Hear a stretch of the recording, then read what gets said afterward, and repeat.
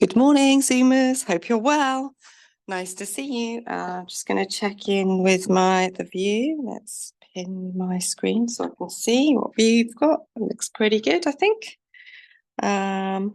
Okay, so as usual, you can let me know if you've got any health issues, pop it in the chat. If not, we're ready and raring to go. So you can have some props ready. So block, blankets, belts will be great. And then we're going to lay down. Of course we are. Okay, so let's come and lay down. So laying down, we can place our feet on the floor. We can lift and lengthen the pelvis towards the feet and place it back down.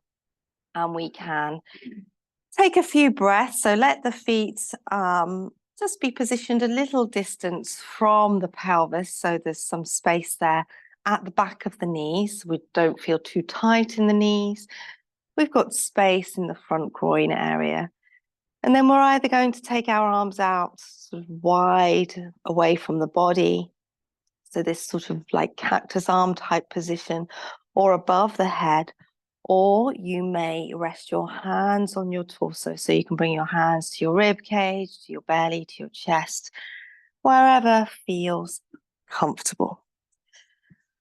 And as always, you are welcome to close your eyes if you wish. And I like to close my eyes, certainly at the beginning of a practice, but many times throughout a yoga practice, because it's a way that we can just tune into the internal experience, to not over-involve ourselves in a sort of outward projection.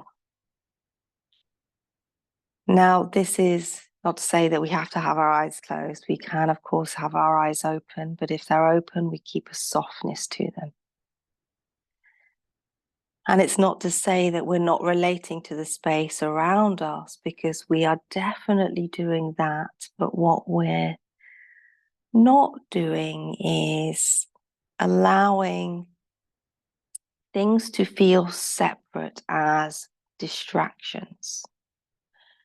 What we look for in a yoga practice is that everything gets brought together into a single experience. This is what we call ekagrata, which means a single pointed attention. So we can take slower, deeper breaths in order to connect to the breath. Breathing through the nose, unless your nose is blocked up, then we can allow a more kind of even flow when we breathe through the nose. It's the most effective way of breathing in terms of the physiological processes attached to the breath. But there is a quality of attention that comes with nasal breathing as well when we're paying attention to the breath. There is a connection with this flow of air through the nostrils, this cooling inhalation and soft, warm exhalations that kind of draws us into an awareness, into an attention. And this is important as a yoga practice, because when we look at yoga as, a thing that is a rich, diverse body of teachings that all point towards integration or union. These are words that we can use to translate this Sanskrit word yoga. So although this rich body of teachings are diverse, there is this ultimate goal of some form of integration that comes through them. So we begin that process with simple integrations, like integrating our awareness to our breath.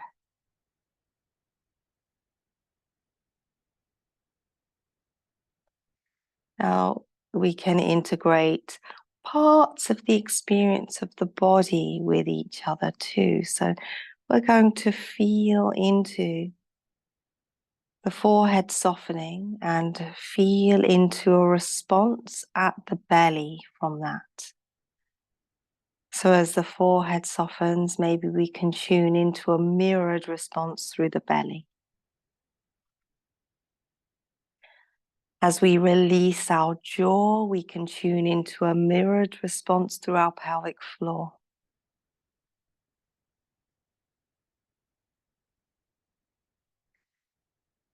Okay, now let's interlace our fingers in front of us. So bring your arms in front of you and interlace your fingers. Let's turn our palms up towards the ceiling. Okay. We're going to just pull our arms over. So you can pull your arms over away from me or away from this side of the room, away from the screen. So just let that back arm pull and let the elbow bend. So your arm that's closest to me is going to extend across the front of the chest. Okay, so we're all going in the same direction. That's useful for space, but also useful for further instructions to come. So we can breathe into that extension that comes through the back of the body there, that comes across the shoulder, that comes down through the arm. We can maybe feel some engagement through the other arm too. And then we'll pull back into the center. So feel your body returning to the center. Feel the back realigning back to the floor. And enjoy that landing in the center, which is kind of where we mostly want to be. Certainly energetically, when we look at the practice of yoga from the body of teachings around energy, we are directed to come into an experience that is through the center of our body. This is what we call a channel of energy called the Sushumna, the gracious channel. And we look to find flow in that area. So this is down through the midline of the body from the pelvic floor to the crown of the head. We orientate to that. So we're going to take our arms over to the other side. So you can pull with your arm that's closest to me. So that elbow will bend to come down to the floor. It will reach your other arm across the upper chest. So that arm will be kind of straight, if that is possible for you. And we breathe into that extension again, through the shoulder, through the back. We can feel that there's a little lift on that side of the back. And we're breathing into that. Okay, let's draw it back into the center. And again, just feel the body coming to land in the center as you breathe. Okay, we're going to pull the arms back over to that first side. So they're moving away from me. And then you're going to let your knees drop in this direction. So the opposite direction to your arms, your knees are going to come in towards this side of the room, towards the screen if you're at home. And we come into a sort of deeper element of twist. Now, if there's any pulling on the knee of the top leg, you may lift it up and stack it on top of the bottom leg if it doesn't feel right for you. We can breathe into that stretch that comes into the side of the waist and across the belly and lower back. That stretch that sort of wraps itself around the waist. And we can give to it with the breath. So there's going to be a slow giving to this, a slow releasing into this. Maybe you can feel some strong contact through the buttock of the sort of underside that we're resting on. So we might breathe into that if that contact feels strong. Okay, we're going to come back in. So let's bring the legs in first. Feel the pelvis return to its central alignment. Then bring the arms in, feel the back return to its central alignment. And by the way, if you need to release the fingers at any point and give them a wiggle, go ahead. I know that it can feel quite tight after a while in that gripping. And then we'll draw the arms over to the other side and then let the legs again move in the opposite direction. So we just pause in this extension through the body there. So we can feel stretches, perhaps in parts of the body that we don't often feel a stretch, perhaps in the sort of underside of the wrist, we can feel that stretch reaching into the underside of the forearm. We can feel that stretch again from the upper back around the shoulder and then down through the arm. We can follow the line of that extension. So rather than reducing the body down to particular muscle groups that we stretch and extend, we start to feel into sort of fields of areas in the body, which aligns more with the sort of, on a physical level, the connective tissue of the body, the fascia beneath the surface of the skin.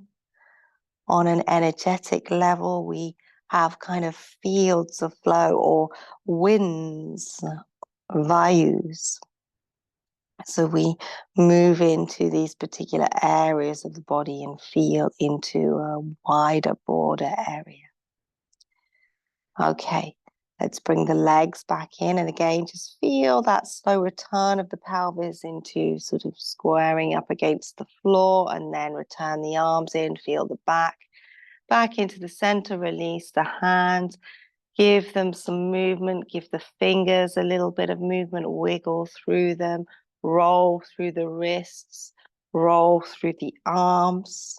So let's bring some movement further into the arms so we can play around with this. And then we'll bring our hands back down onto the body. We'll take some slow, deep breaths here and give to that point at the end of each exhalation where there's just a point of stillness where we're neither breathing in or breathing out, but we've just given to this sort of little emptiness at the end of the breath. And we let that infuse the experience, or we infuse our whole body in that particular experience. Okay, let's draw the knees into the chest and let's give them a hug. Let's have a little rock across the back here. And as you rock from side to side, you may also perhaps walk your pelvis down the mat. So we are, it doesn't even matter if you walk your pelvis down and the whole body kind of walks down a little bit. You might find yourself traveling down your mat a little, and that's okay. But we're just getting a little further massaging into that area of the lumbar between the top of the pelvis and the lower ribs. And we are massaging into the inner and front groin area, the hip creases. So we can breathe into that, or the thigh creases there. Okay. Wonderful. Okay. We are going to take hold of our knees. We're going to give our knees a little circling. So we can either circle them in a sort of mirroring action to each other, or you might circle them together. So they might both be moving in the same direction, or they may be moving in opposition to each other. Either way, you're going to get movement into the hip joints. If you are moving the legs in opposition, we get a little stretch through the inner thighs, but if they're moving together, we don't really get that stretch. So we don't really reach into our adductors, but it doesn't matter. I want you to feel that movement of the thigh bone within the hip joint. And I want you to breathe down into it. So, of course, our breath on the physical level of the breath reaches into our lungs. But the movement of the breath reaches much wider than that. We can feel the impact of the breath through the whole body. And that is possible with real subtle awareness. But we can feel the impact of the energy signature of the breath, the prana, the life force of the breath, wherever we focus our attention to sort of take that life force. So by giving your awareness to your hips as we move in this way and feeling the breath, we can guide prana into the hips. Okay, well done. We come back to release the feet down to the floor. We take a breath or two here and just let the body settle. Feel the legs settling into this. Feel the heart settling. The mind settling. Okay. So let's take our belt. So hopefully your belt's nearby. If not, just roll yourselves onto your side and grab hold of your belt. We're going to stay on our back for a little while, because it's always popular. No one wants to get up and stand up, really, do they? Okay, it's the weekend. Okay. So we come down onto our back. Okay. And we breathe. Okay. Now, depending on where you're positioned, so particularly in this room, we may need to adjust where we are. I want you to have enough space above your head along the length of your mat that you could extend your arms out along the floor. So just shimmy yourself down your mat a little if you need to. Okay. We're going to take our belts and we're going to hold the belts between the hands. So we're holding it shoulder width apart, and we're going to raise our arms straight up towards the ceiling, so perpendicular to the floor. We're going to keep our shoulder blades in contact with the floor. And you're welcome to do this with your knees bent or your legs extended. I don't mind how you position your legs as long as you're comfortable. Now I want you to pull on the belt. And I want you to really put some energy into this. So it's like we're trying to pull the belt apart. And we are feeling that contact of the shoulder blades remaining against the floor. We'll feel some engagement there coming up through the arms, some work into the triceps, the muscles on the sort of outer upper arm area. And we'll probably feel, if we are pulling enough, that we start to engage through the abdominal muscles. So I want us to breathe into that. So I want us to feel into how, it's a very simple action, but we're creating resistance to bring strength and engagement into the body.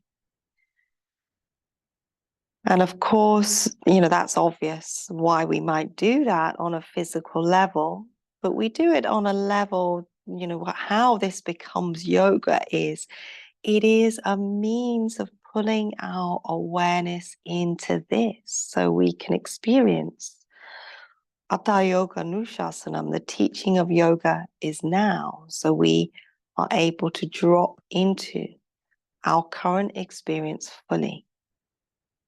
Okay, now we're going to just pull the belt. So the belt, rather than sort of mirroring your body horizontally, it's going to mirror your body vertically. So you're going to move one arm up and one arm down, and we're going to keep that pull through the belt. And that's it. So the belt is kind of mirroring the midline of your body down through the center vertically. And that's it. Breathe. Okay, now let's keep pulling on the belt as we move it around to swap the hands around. So we bring one hand, the other hand to the top, the other hand to the bottom as we look at them. And then again, we pull. We breathe.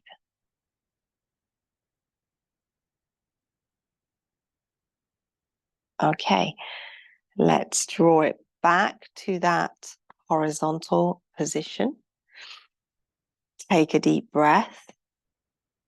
See if you can let the pelvic floor soften. Okay, now just keep pulling on your belt, and if you can, you might need to lift one leg at a time because this will be stronger on the abs as we do this. We're going to draw the knees in towards the chest. We're going to breathe. We're going to raise our legs up towards the ceiling. And then we're going to pull our arms above our head, keep pulling on the belt, raising your arms above your head. So your arms may come all the way down to the floor. They might hover. My arms are hovering a little because I'm in this sort of slow recovery from a frozen shoulder in my right shoulder. So I can't come all the way down to the floor at the moment. But you might be able to. But if you come to the floor, don't just release the arms into the floor. You can make contact, but you're still pulling on your belt.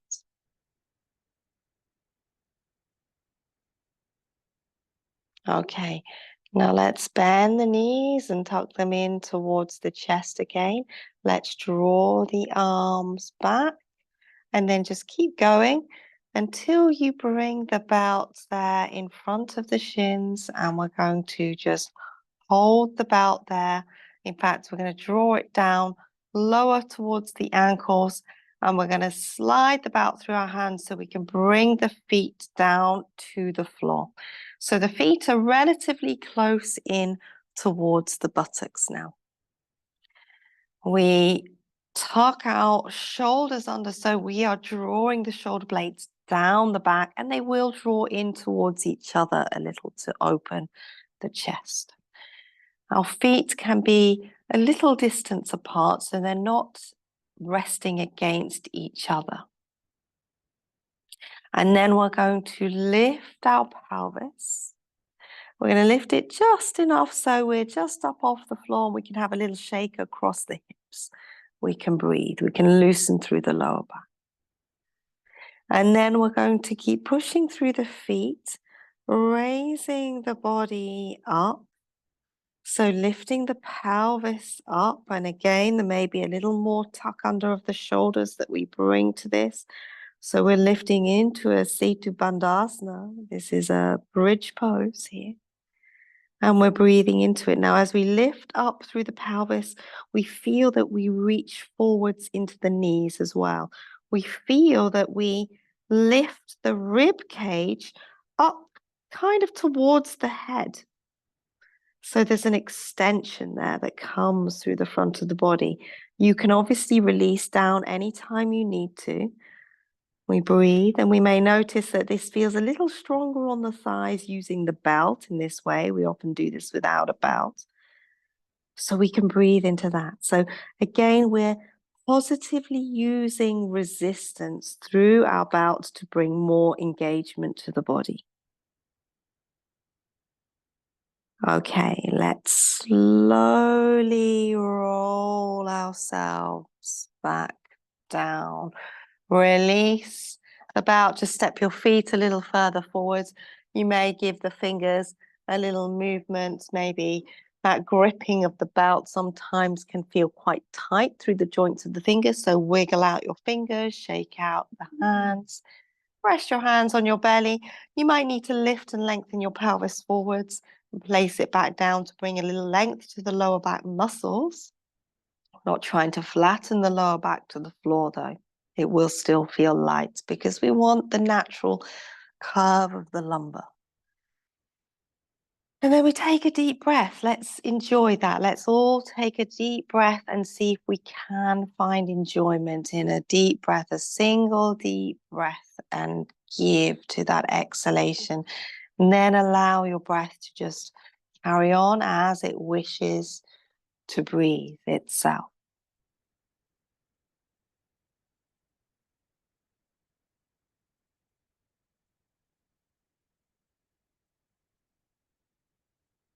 Okay, we are going to roll ourselves onto our side. So you're going to face towards this side of the room. We're going to keep our belt nearby, and we're going to come to rest ourselves. So we're going to support the head on the hand or stand up. So let's be at the back. So we're like this, we're extending the elbow out. So we're supporting ourselves on our elbow. We've got our hand just behind the head like that. And we're coming down and we're going to lengthen out the body here. So we're going to press our free hand, that's the hand that's in front of us, into the floor to lift the torso up, to lift the rib cage away from the floor, and then lengthen the rib cage up away from the hip. So you lift up, you reach the rib cage up towards the armpit, and then you place it back down. So we bring a little length to the side of the waist. We're then going to lift and lengthen the elbow away from the armpit. We're going to pause and take a few breaths here. If it feels tight on your outer hip, where you're resting against the floor, or just bony and uncomfortable, you're welcome to pop a blanket underneath your hip. And we can feel, or a cushion. And we can feel into a little movement here. And we can have that hand supporting us in front of us, and we can let the body roll into it a little. So we can start to roll into that outer thigh area. And that's it. And it often feels a little tender there because we've got a strong band of connective tissue through the outer thigh.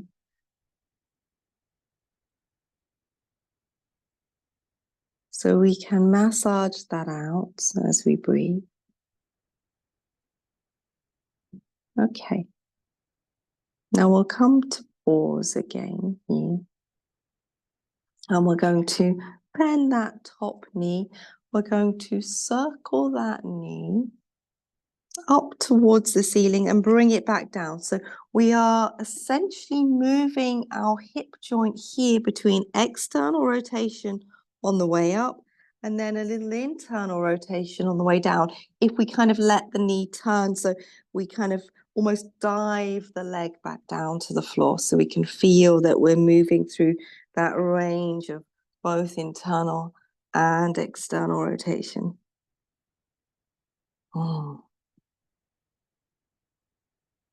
Okay. And then when you're ready, we'll bring that knee up towards the ceiling. So by now, we're probably feeling some engagement through the buttock of that top leg. We're starting to engage those gluteal muscles, which helps to release the inner thigh. It helps to stabilize the knee and helps, of course, to externally rotate the leg. Okay. We're going to reach to take hold maybe of our big toe. If you can't quite reach, it's okay to come behind the leg and sort of support the leg from behind like this. We're going to raise the leg up so you can slowly start to lift and extend up through that leg. It doesn't have to come to straight. Extension means opening up the angle of a joint. So here is my knee joint inflection. Here is my knee joint moving towards extension. So this is extending my knee now.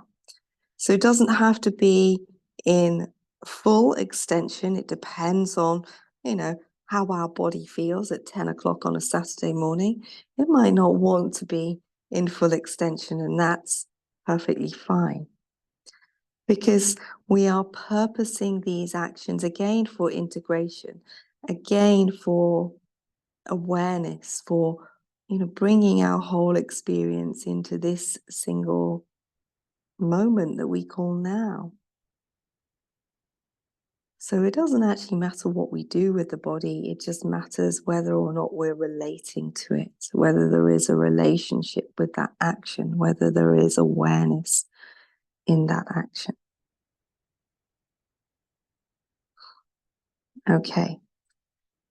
Let's release our hold of the toe. Let's bring the leg down. You can bend the knee if you need to, but you can also bring the leg down in extension as well as an option.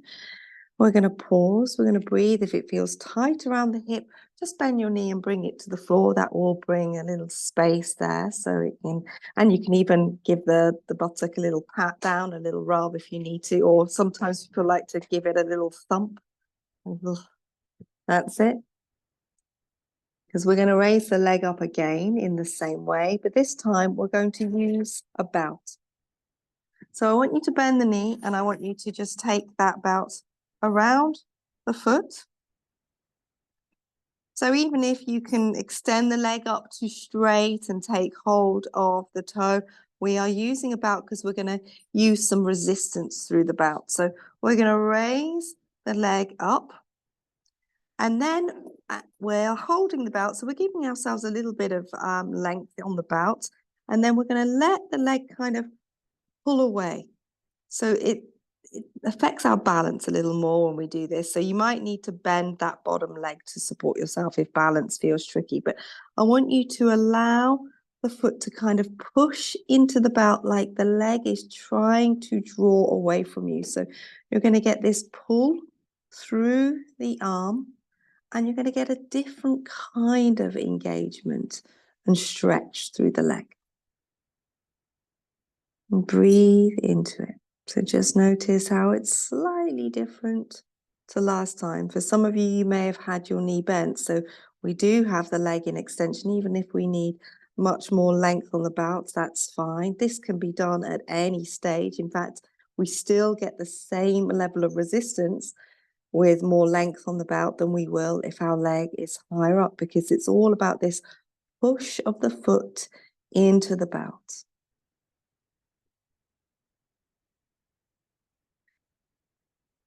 Okay, well done. Let's release that now so we can unhook the foot. Let's all bend that knee and bring the knee to the floor in front of us. And take a breath or two into that. And again, if you need to kind of pat out, rub out, even thump out if that feels good. But it might be that you just pause and let nature take its course. Trust that the body will release. We can release our head down onto our arm, so we can also release that supporting hand. You might need to move through the wrist again. So you can rest your head on your arm.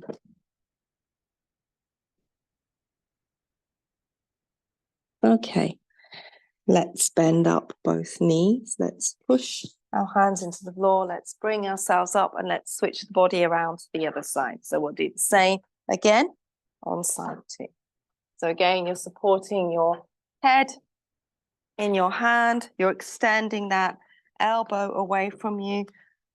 On this side, this is my recovery side, we'll call it, with my shoulder. So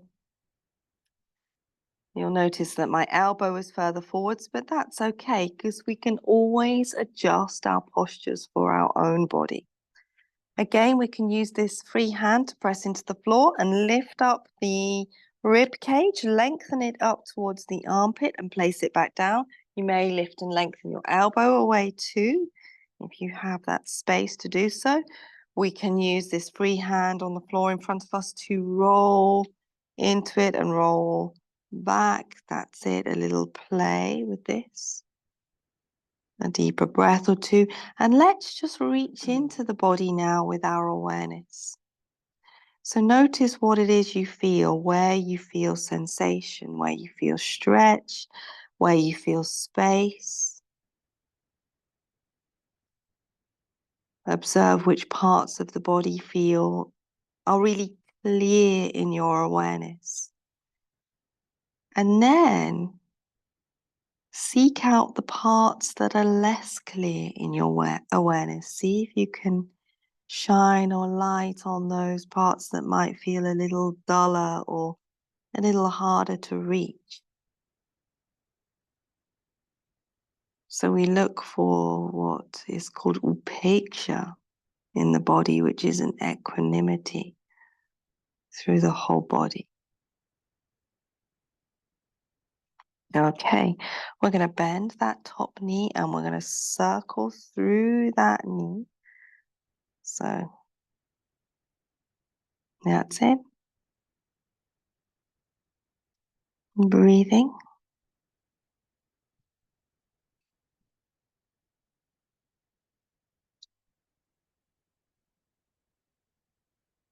And again, in that circling, we get this movement between internal and external rotation.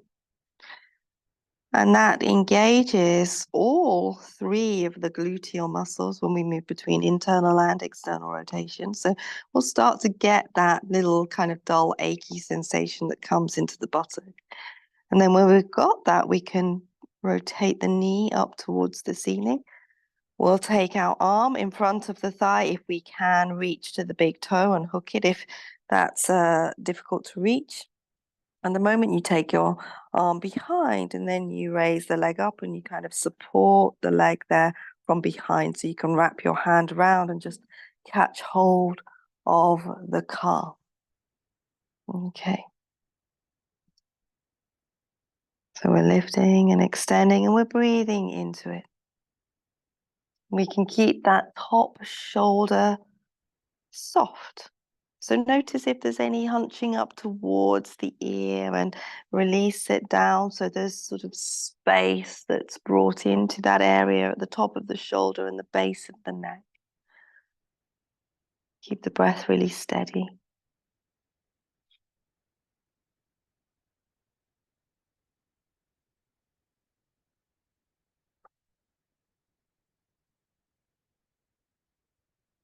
Okay, well done. Let's release the hold. Take the leg down. You can bend the knee if you need to. You can bend the knee if you need to when you come down to the floor. Again, to just stretch out that area, and feel free to give it a pat down, a little rub, maybe all the way down into the thigh too. You might benefit from that. And we're going to do the same again as we did on the first side. We're going to bring the belt around the foot this time. So let's hook that belt around the foot. Let's raise that leg up again and give yourselves a bit of length on the belt. You can go for a little bit more length if you want to feel.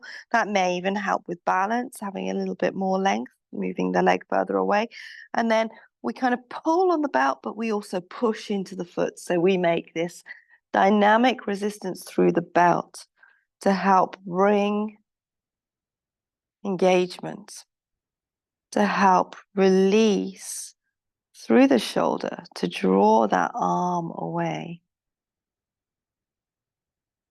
And we keep the breath steady in this, flowing in this.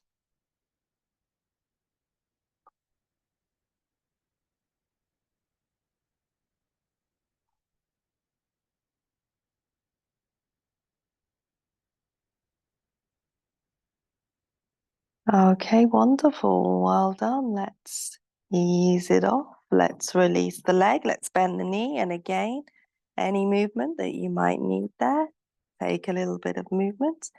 We'll lay ourselves down so we can rest our head on our arm.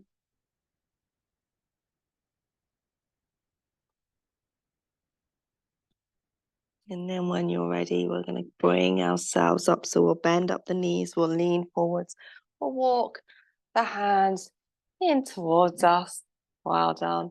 And we're going to come onto our hands and knees. Feel free to pad out your knees with your blankets if you need to. So come onto your hands and knees. Just take a moment to just pause without moving. It might be tempting to start moving because we often do movements in this position, and we will.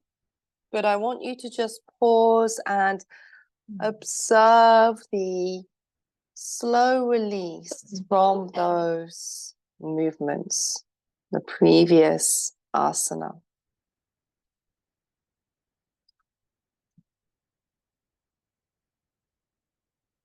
So we wait for it to fully release. The previous asana, called Anantasana, actually means the eternal one.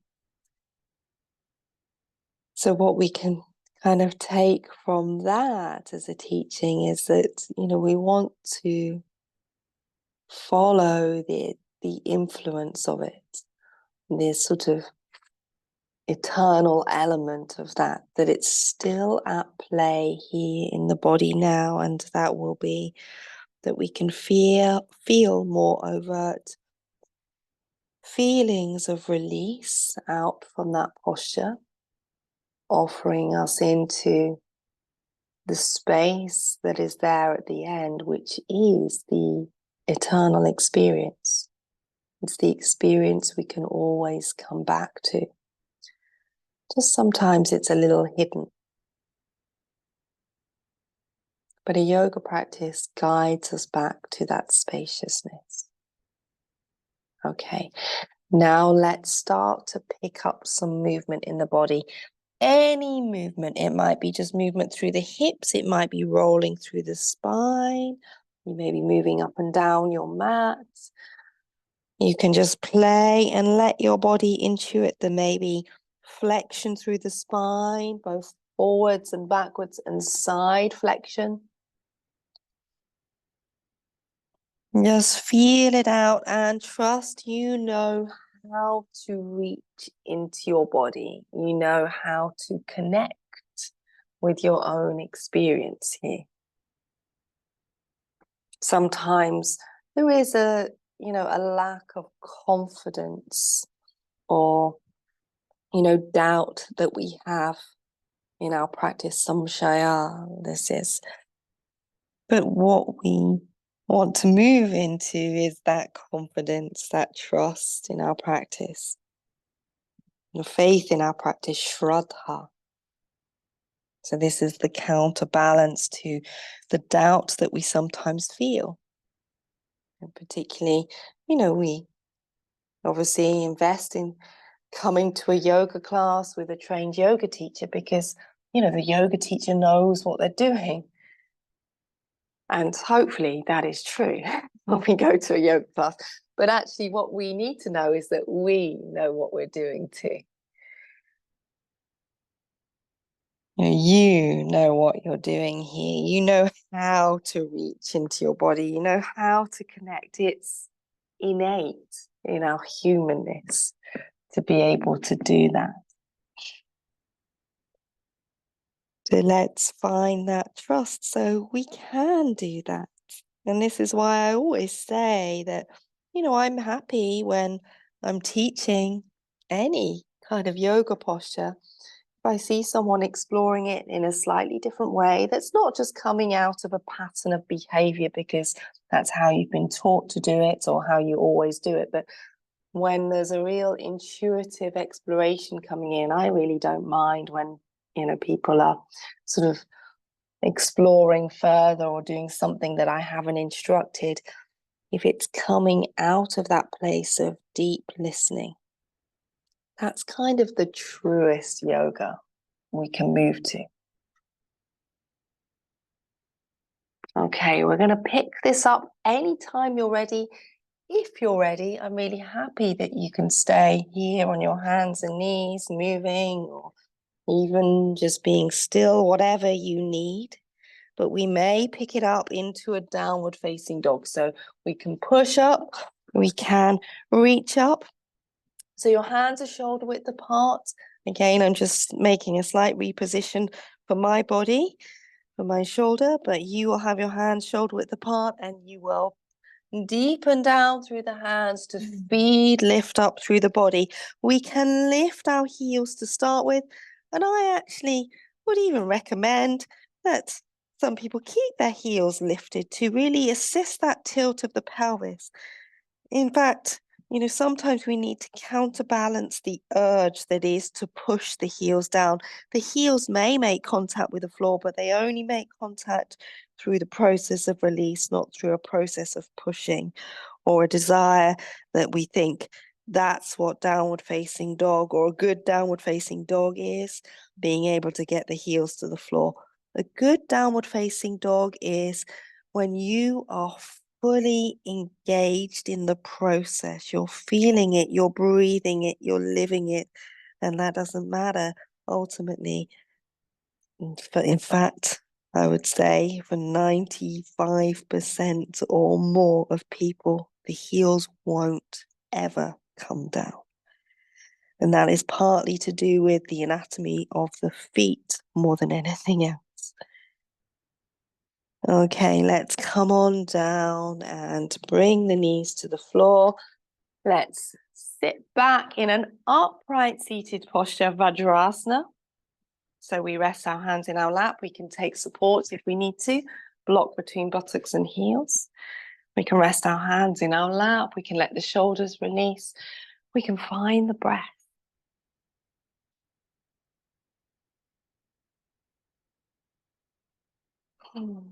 And when you find your breath and give to your breath, this is one of the most direct ways that we drop into Shraddha, this confidence, this trust, this faith in the process. Because we find the support in our breath.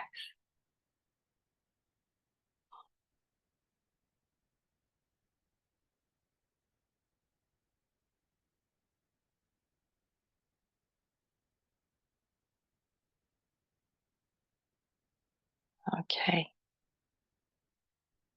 So the shoulders are softening, the elbows, the wrists, and the joints of the fingers are all softening. Spine is settling in its natural curvature, and the back muscles are softening from the stretch. And we're feeling a little elevation through the spine. So there is a simultaneous rising up and a descent. So it's, I often think of, for me, I don't know whether this imagery works for others, but for me it works, that kind of imagery of a bell tent, that there is a sort of central pole that is the support, the structure that lifts up. And then the canvas is kind of draped over that. It's sort of releasing down. And this is what we can feel in the body, like our central column, our pole, our support, that enables everything else to be supported and able to release down.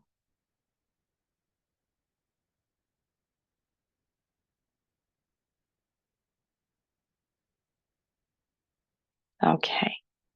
We're going to bring ourselves up to standing, and we're going to bring our belt with us. So let's come on up with our belts, and we'll turn to face this way.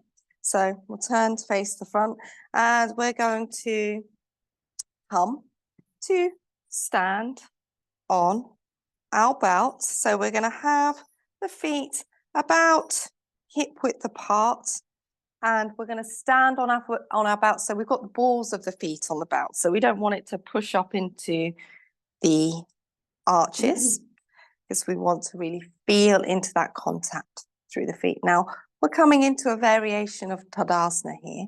So mountain pose, which is just this sort of simple standing position, a little external rotation of the arms. We're going to use the belt in it. So if you bend your knees a little so you can walk your hands down your belt, and then you can come back up so we get that firm grip on the belt. So I want you to feel that, again, it's a more dynamic variation of this posture. So we should feel that the arms are kind of strongly pulling down through the belt. The chest is lifted. And we're breathing into it. So we can feel a little tone in the belly, a lift in the chest, and we'll probably feel, maybe we'll feel, that there's a little bit more overt engagement here through the thighs, up through the body. But what I want us to feel, although we're bringing this sort of strong engagement to the body, don't let it lock down your breath.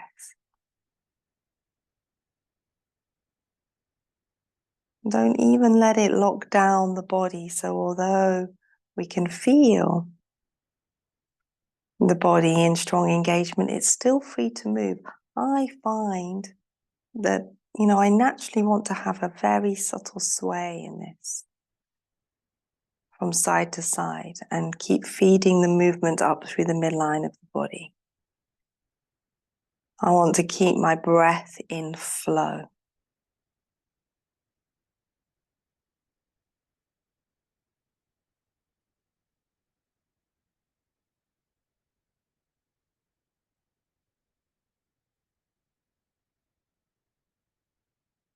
Okay. Well done. We're going to just ease off the belt for a moment. We can just release the belt down. The fingers, a little bit of movement if you need to. We're going to come back to Tadasana without the belt, the more familiar variation. You may roll the shoulders back, lift the chest. And then we'll tune into the lightness of the posture without the belt now. So the shoulders are releasing down through, not because they're being pulled down, but just because they are simply releasing. We're letting gravity do the work for us here. We are lifting up through the body, but it's a light lift. It's not about standing to attention, it's about standing in attention, in awareness. We can bring a little light tone to the belly to help feed that rising through the chest. Eyes are open or closed, breath is flowing. And then we can just enjoy the richness of this. The simplicity of being in a posture that is simply letting the body just stand. But it's about inviting us into this state of full awareness, full connectivity with our experience. It's giving us the space to do that. Okay.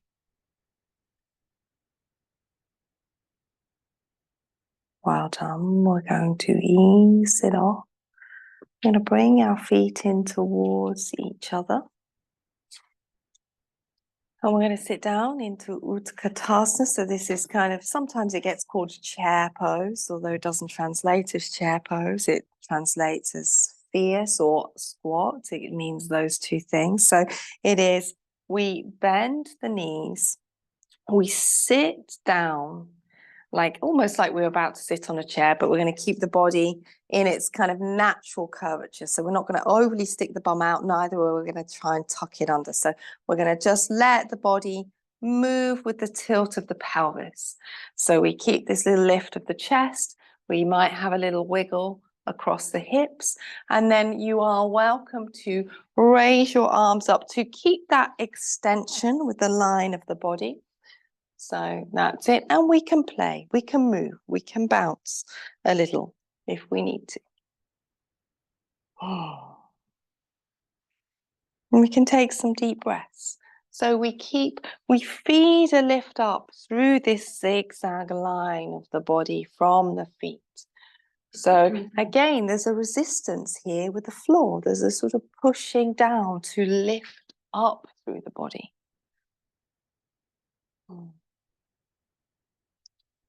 Okay, well done. Let's push down and actually lift up through the body. So come back up, release the arms down, take a breath or two, have a little wiggle out, have a little shake out, have a little bounce out.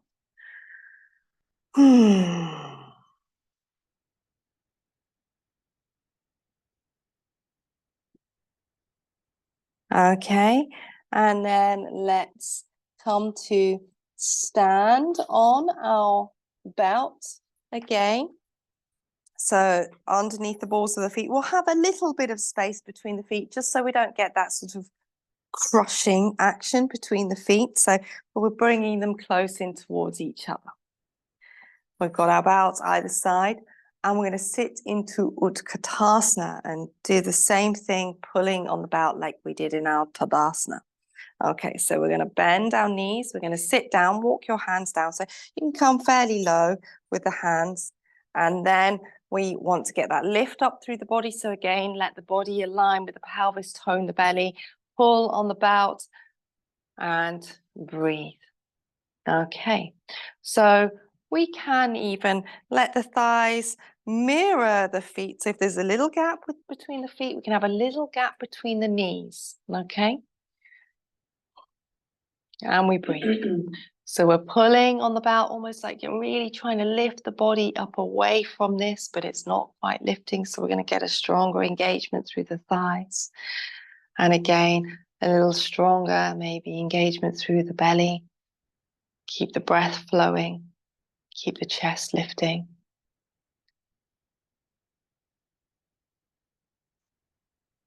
Okay, well done. Let's release it and come on up. Step back, feet hip width apart. Let's have a shake out, a wiggle out, whatever it is we need, a bounce out.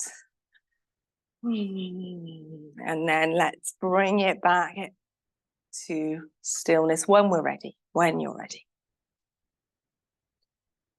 And then again, you might take a deeper breath or two here. Let the forehead soften and the jaw release. As the forehead softens, there's a softness that comes to the belly. And there's still a little light tone there, but we're not locking the belly. There's a sort of fluidity, a flexibility in this engagement.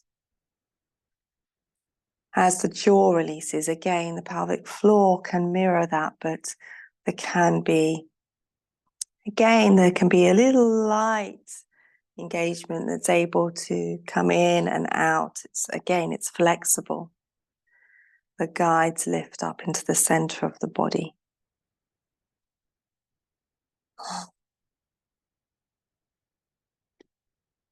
That's a nice deep breaths.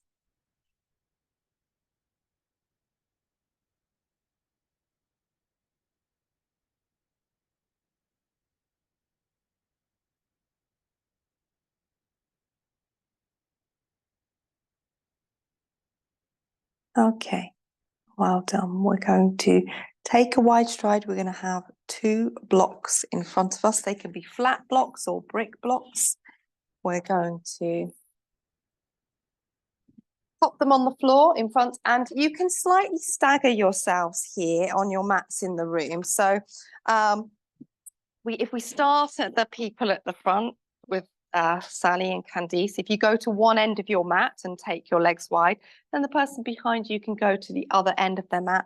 So you've got a little bit of clearance in front of you. That's it. Okay, so we've got a wide, generous stride here, and our 2 blocks are positioned in front of the body. Our feet are lined up with each other, down through the midline of the feet, like you're lining up your rollerblades, okay? So it's not the outer edges or the inner edges, it's down through the middle. Okay, and then we feed a lift up through the legs, we feed a lift up through the body. We can play, we can have a little wiggle, we can have a little shake out, we can push through the feet and feed the lift up through the midline of the body. The belly tones, the chest lifts. The breath flows.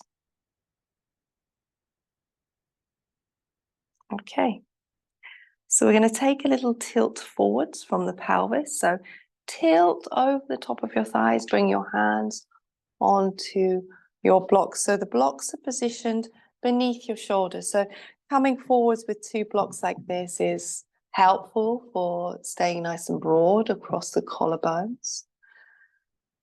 There we go. We keep the breath steady. And then we're going to allow our arms to come a little further forwards, but they're going to go a little wider. So we're going to come forwards into a little further forwards fold, but we're going to just slowly walk those blocks out wider. That's it. Okay. And then like we're doing a big star jump. That's it.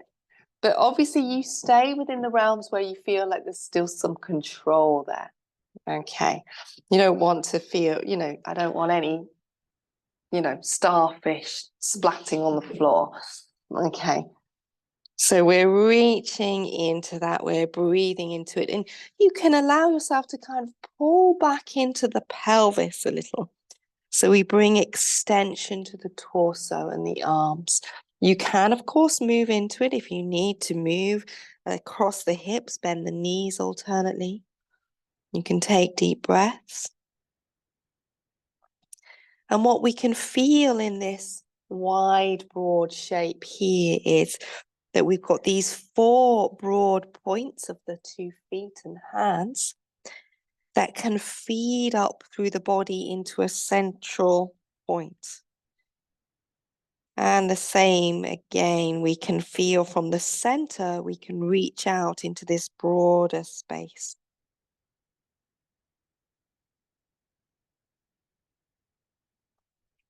Okay. Well done. Let's bring ourselves back slowly. So start to slide the blocks in closer towards each other, closer towards you. Walk yourself so you're back in to that center point. That's it. You breathe into it. And we're going to walk the feet into hip width apart now. So just walk your feet in towards each other until they're hip width apart. So we're still in a forward fold position. We're going to let the knees bend, alternately have a little movement across the hips. Take a deeper breath or 2. And then if you feel that there is release in the hamstrings, so in other words, your sitting bones are able to lift more, your pelvis is able to tilt, you're welcome to lower your blocks, you're welcome to fold down into it, having the blocks at any height, maybe bringing the arms to hold the elbows or hold the biceps, or bringing the hands down to the floor. I don't mind how you approach it, but don't grasp. It's not better to have your body folded over your legs and your hands to the floor or holding your elbows than it is to have your hands on the highest level of the blocks. The best place we reach to in yoga is the place where we are engaged with the experience and not our ego. So in other words, just because you can, it doesn't mean you should. It means that you listen to what the body wants here and now. What is it that takes you to absorption?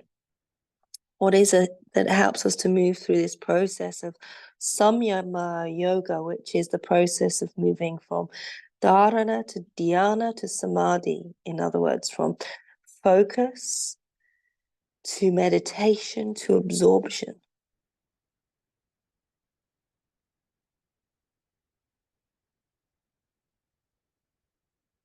Okay, we'll bring ourselves up slowly. So come back up through the blocks. Let's bring our hands to the blocks. Let's come on up. Let's take a moment to pause here. Breathe. Feeling into the blocks, Supashraya supports. It's a very traditional form of yoga, although some schools of modern postural yoga will have you believe that yoga traditionally doesn't use props, but it does. So we have this going back into Hatha yoga texts. And what we get from support is an expansion of our consciousness to be more inclusive of the objective world around us. We merge with our supports.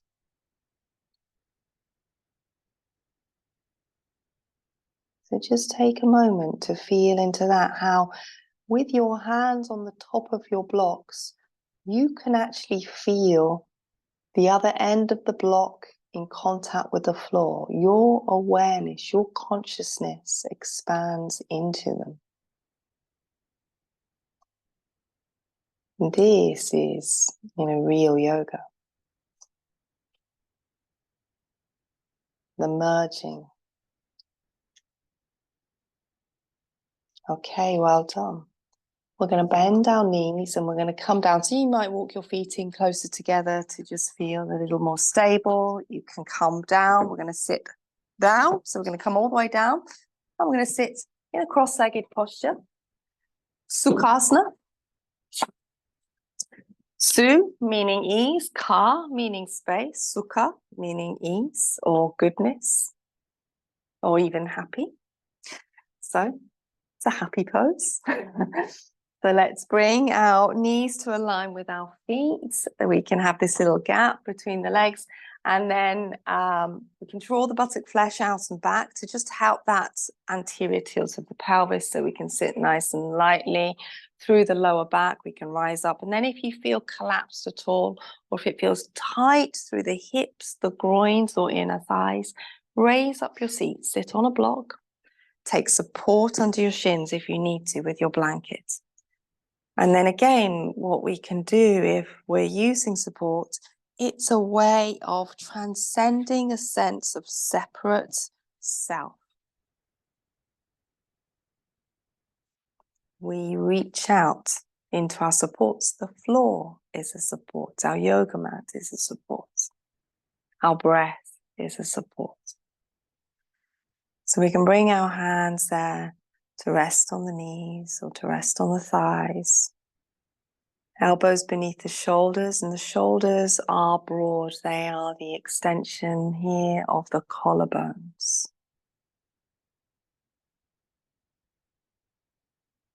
The shoulder blades sit against the back ribs. So there's a relationship there. They snuggle into the back ribs and they descend down the rib cage as the chest lifts. There is a direct relationship between the lift of the chest and the release of the shoulder blades down. And then we can feel into any movement that the body might need to assist that lift up. So I often find again, it might be a little swaying or even a little sort of snake-like action that enables me to find a lightness to my lift, that enables me to guide this lift into the center without over-efforting the posture.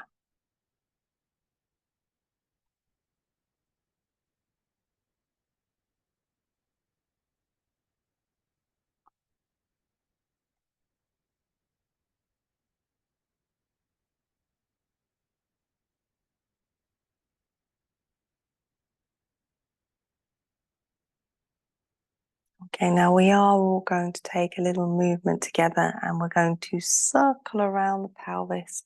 We can let the body move in any way it wants to move. It might want to just sort of stay aligned, so there's more of a sort of lifted extension through the spine as we move, as we circle like this. But you might find that you kind of want to start to sort of roll into the spine a little. I'm just going to let you find your own happy place in your Sukhasana.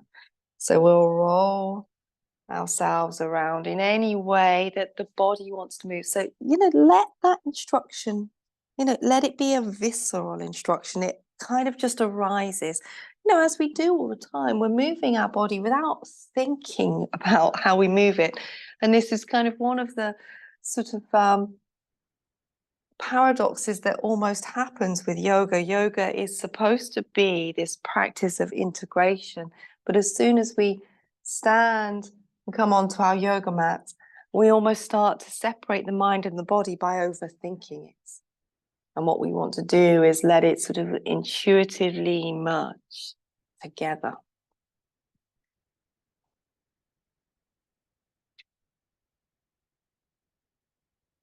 So we breathe into it, we feel into it, and we allow everything to join. On the level of the experience of being in this form, so body, heart, mind, and breath, but also on the level of being in the formless, in what's called Satchitananda, being, consciousness, bliss. And this is the being within everything, within this space, within this universe. Okay, we can change the direction of those movements when you're ready. So you might come and just let yourself sit in stillness before you move to the other side. If you want to feel into the sort of fading echoes of the movement, but it might be that you're just sort of staying with that flow, going straight into it. It's fine. Again, you're allowing this instruction to arise intuitively.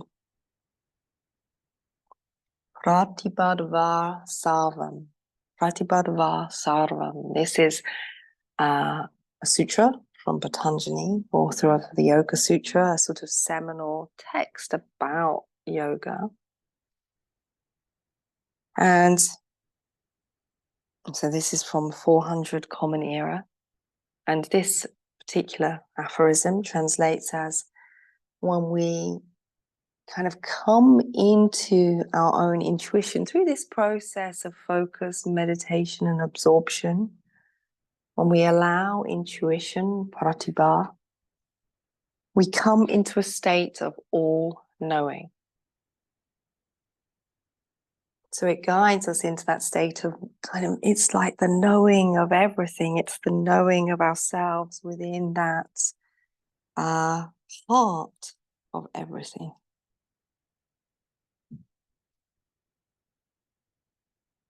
Okay, well done. We'll bring this back into the center. We'll just take time to just settle in the stillness. So there may even still be a little echo of that movement that's there, even though the physical movement has stopped. We can just watch as that echo fades. And what we get from that is what we're offered into at the end of that, which is just a pure spaciousness. Okay, we're going to change the cross of our legs, so you can give your legs a stretch out if you need to, give them a little bit of movement. It's often nice before we cross our legs in the other direction. And again, make those postural adjustments. So we draw the buttock flesh out and back in order to adjust the pelvis. So the pelvis naturally, when we're in what's called anatomical alignment from anatomists, a sort of standing upright position, naturally has an anterior tilt, so it slightly tilts forward. So that's what keeps the spine in its natural curvature. So we encourage that with that adjustment. And then again, we take any supports we need. We place our hands onto our knees. We rise up through the center. We breathe.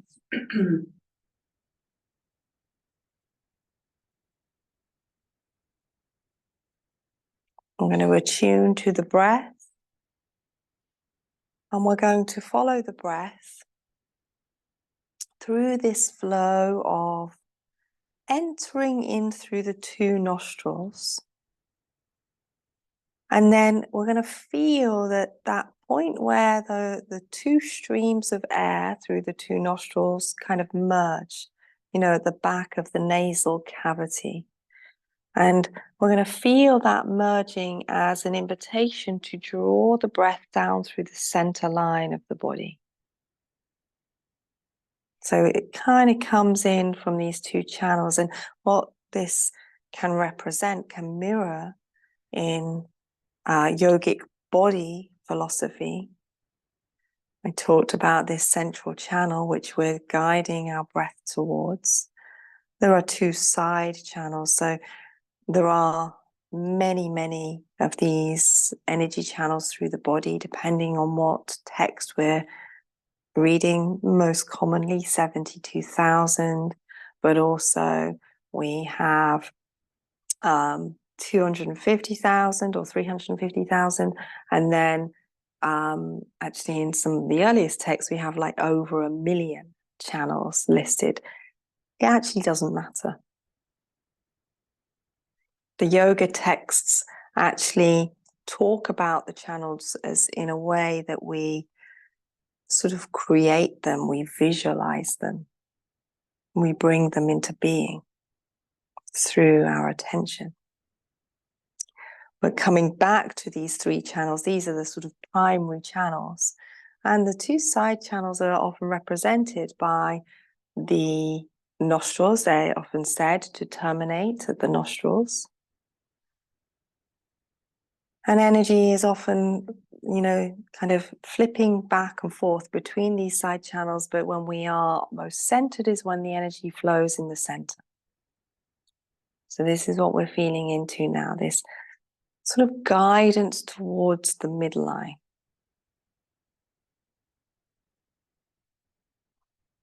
And we can feel the exhalations coming up through that midline. And maybe we may even be able to visualize the exhalations rather than just tuning to the physical breath coming through the nostrils. We can tune to the energy of that rising up all the way through the center line, through the crown of the head.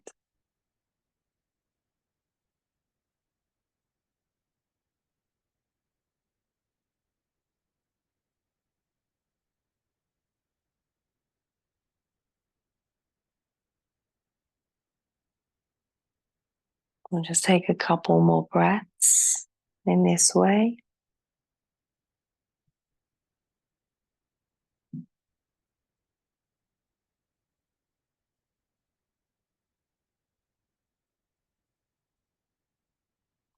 Okay, we're going to ease out a bit. We're going to release our legs in your own time. Give them a bit of movement again, maybe a little shake out, a little rub down, a little pat down, whatever you need. A little energy bath, which is to rub your hands over your limbs, over your body. Okay. And then we're going to prepare ourselves to lay down for Shavasana. So you might want socks, you might want warmer clothing. We can take a little bit of movement on our back if we wish to when we lay down. So it might be that you drop your knees from side to side to have that last little stretch out of the lower back, or have a little hug in of the knees to the chest and roll around. That action of drawing the knees into the chest is known by 3 names, actually, that posture, drawing the knees into the chest. Upanasana, which is named after the internal wind of the body, a directional flow of prana, which is a downwards flow. It's also the not so glamorously named Pavana Muktasana, which means wind relieving pose,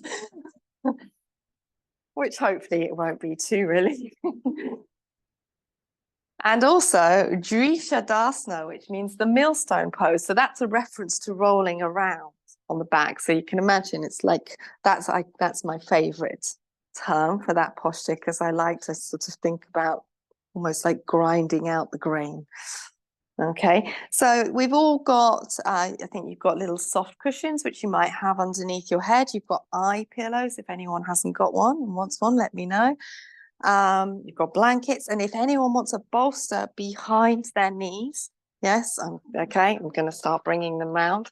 I'll bring them to you. So, it's always worth, okay, there we go. I'll keep them coming.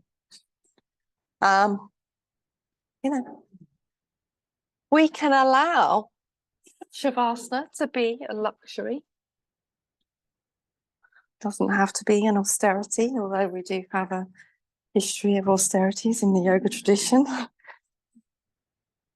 Anyone else for a bolster? No, all good. Yeah. Okay. But we also have this pathway of yoga, bhoga, a Sanskrit word, which actually means enjoyment. So that is also a legitimate pathway of yoga. So we are allowed to enjoy our practice. We're definitely allowed to enjoy Shavasana. So we're going to lay ourselves down. We all know, we either have our arms a little away from the body with the palms up, or we've got the arms on the floor away from the body, so they're not pinned against the body, or you're welcome to rest your hands on your torso if you wish. Sometimes we sort of feel the need for that contact to settle us. If there is any tightness in the lower back, make sure that you've extended through the pelvis, but support behind the knees can really help to release that.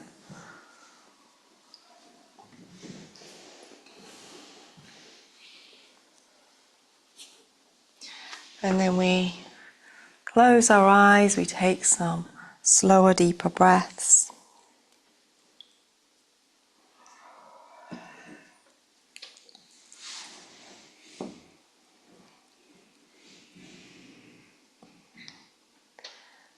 And we offer ourselves into this. We give to this.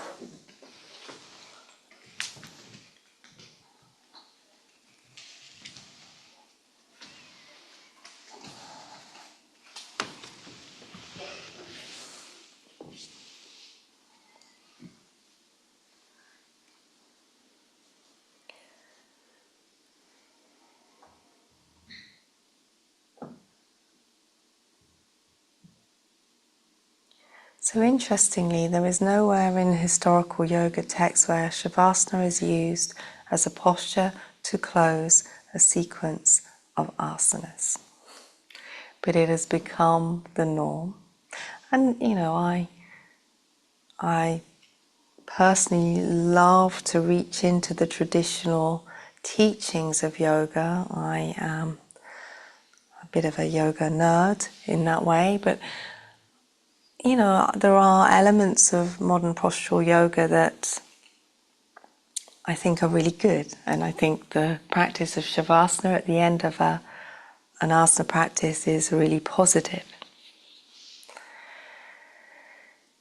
It is a traditional practice. It dates back to the 12th century. We first meet it in yoga texts. And it is a practice in itself.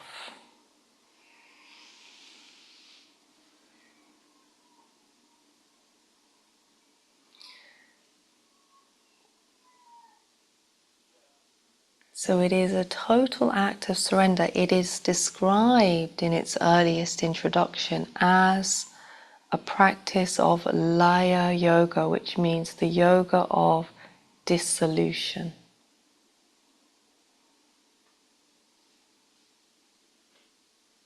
So there is this quality of dissolving into this.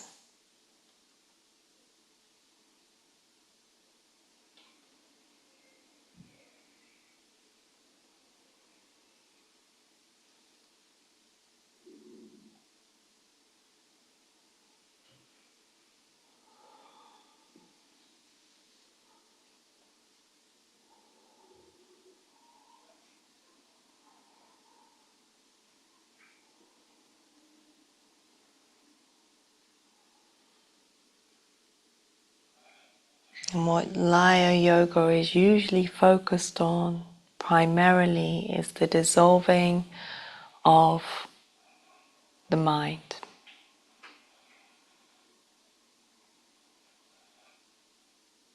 So we move into a state that's called Manomala, which is the kind of no mind state.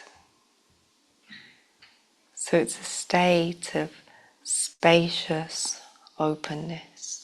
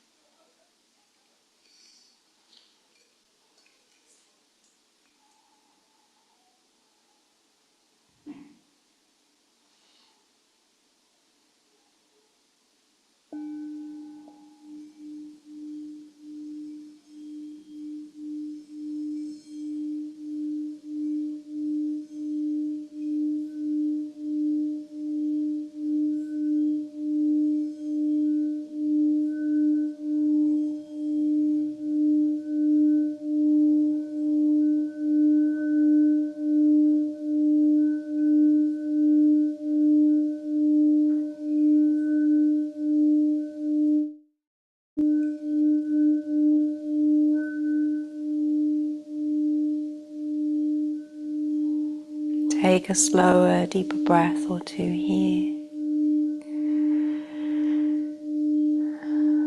And when you've taken those breaths, you may bend your knees and place your feet to the floor. If you have a bolster, you can give it a nudge forwards with your feet to place your feet behind it.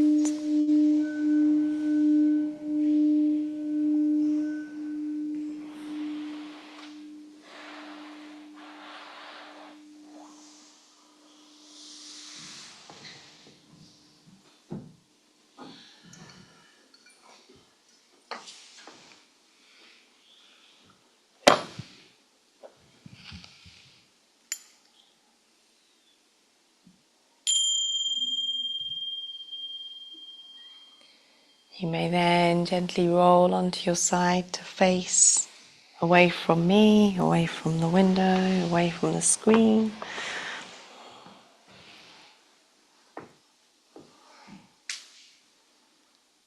Just pausing there, and then once again, when you're ready, you can roll over onto your other side and you can pause there.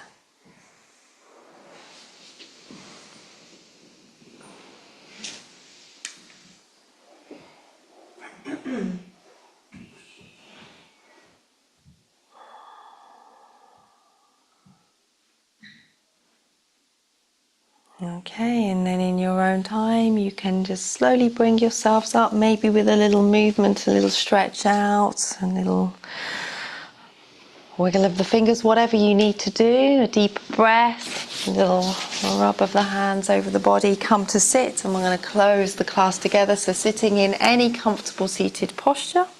We're going to bring our hands into Anjali Mudra, into this prayer position at the heart. And we're going to chant Om 3 times together. So let's take a breath in to prepare. Om.